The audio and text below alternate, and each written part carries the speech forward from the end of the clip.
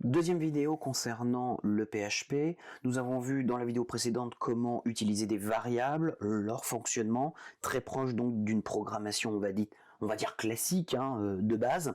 Maintenant, mon objectif, et on a vu également comment les afficher grâce à Echo pour afficher juste la donnée, et Vardump pour afficher un peu plus loin l'information. Mon objectif maintenant, c'est de voir un petit peu la notion de concaténation. Donc, je vais bien cliquer sur PHP, init PHP, je vais créer un nouveau dossier, puisque c'est un nouvel exercice, un nouvel exemple, de la concat. On va travailler donc maintenant la concaténation, et en profiter pour voir comment est-ce qu'on travaille avec le HTML et le PHP. Je vais créer un nouveau fichier, que je vais également appeler index.php, je valide. J'y intègre tout mon HTML et j'ai besoin de faire du PHP, donc je vais mettre ma balise PHP d'ouverture de fermeture. Maintenant, je vais créer quelques variables. Alors on va faire quelque chose d'assez simple, c'est une gestion simplement de nom et prénom. Eh bien, je vais tout simplement faire $nom est égal à ici Dupont,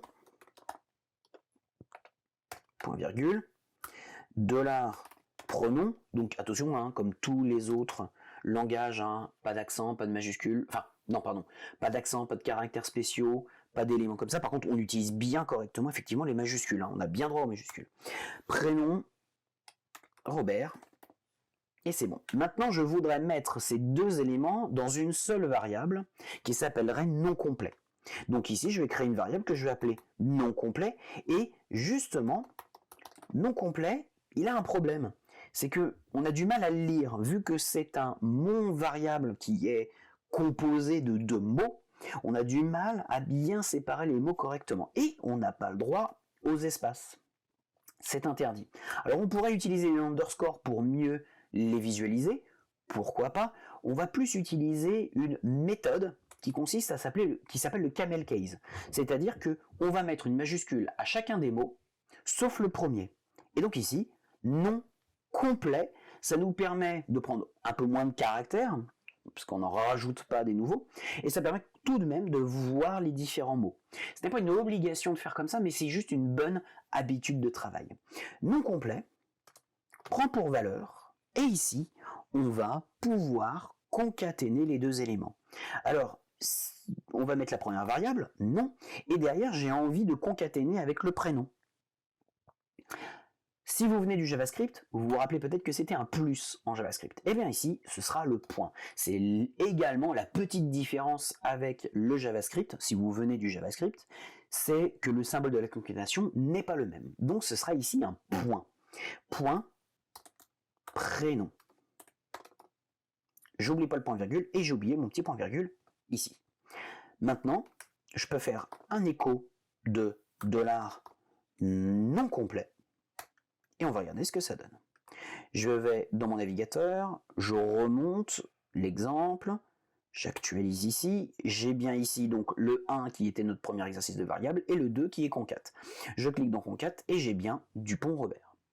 Alors là, ça fonctionne pas terrible. Donc il va falloir mettre un petit espace. Ici, j'ai bien pris le nom que je colle au prénom.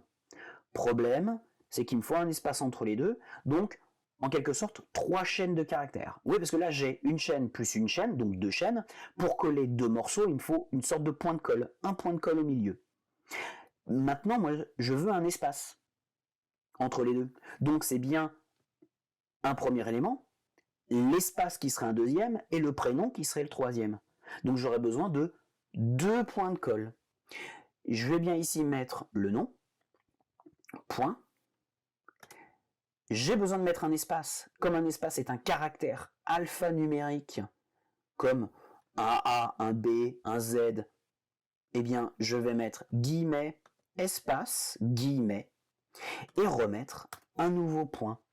Donc j'ai bien 3 objets, un nom, un prénom, et un espace entre les deux. Comme il y en a 3, je suis obligé de remettre des guillemets, des concaténés, des points entre chaque. On regarde ce que ça donne. Si j'actualise, j'ai bien un espace qui est apparu entre les deux. Ça, C'est la première méthode.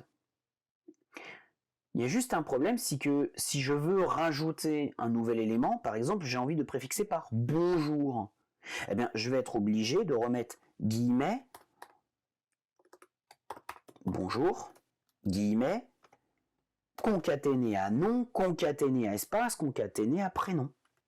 Je sauvegarde, j'actualise, on voit, ça y est, hein, ça marche sans problème. Mais il y a juste un problème, c'est que très rapidement, vous allez devoir passer d'une chaîne de caractères à une variable, repasser ensuite à une chaîne de caractères, puis une variable, et en fait on est toujours obligé de passer de guillemets à je remets un guillemet, je mets un point, je remets un guillemet, etc.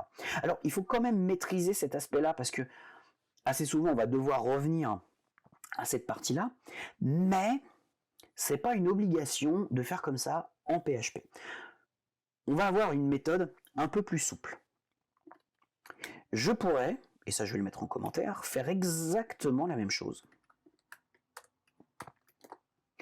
Je vais tout effacer, enfin je vais effacer cette partie-là. Je peux écrire dans une chaîne de caractères bonjour et tout un texte qui va être derrière.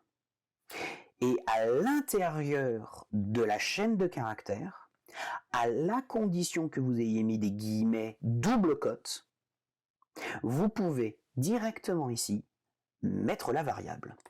Et on voit la couleur apparaît, ça veut dire qu'elle est interprétée. On ne va pas ici afficher $non dans le texte. Ça fonctionne. Elle va être interprétée. Ça ne va pas s'afficher $non ici, ça affichera bien la valeur de la variable. Et ça veut dire que après $non, je peux faire un espace et je peux remettre $prénom. Et les espacer comme ça, simplement.